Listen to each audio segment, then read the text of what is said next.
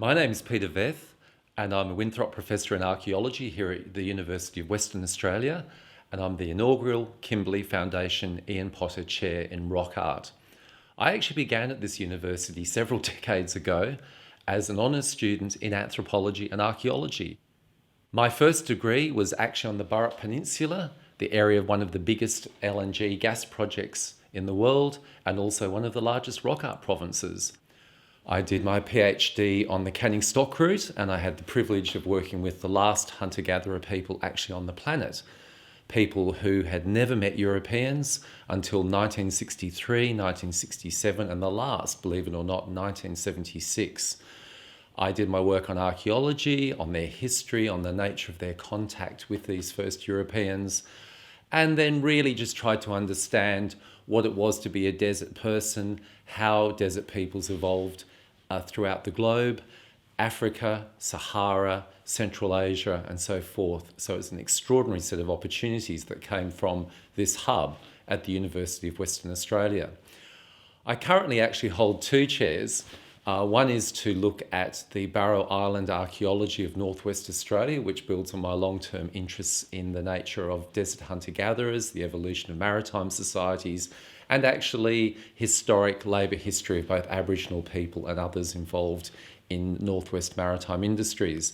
My other major substantive position is this inaugural chair, funded by the Ian Potter Foundation through the Kimberley Foundation and IMPEX and the University of Western Australia, and that is to take research in the stupendously beautiful rock art of the Kimberley region, which is of enormous significance to the traditional owners. And obviously it's something that's emblematic that we see at the Olympics, that we see on all sorts of public documents. So Kimberley rock art is known for its aesthetic beauty, the fact it has mysterious early figures, the Guions or Bradshaws, showing people with incredible headdresses, ornaments, accoutrements in scenes, actually dancing, fighting, doing a whole range of things, which you don't see in many early art repertoires around the world.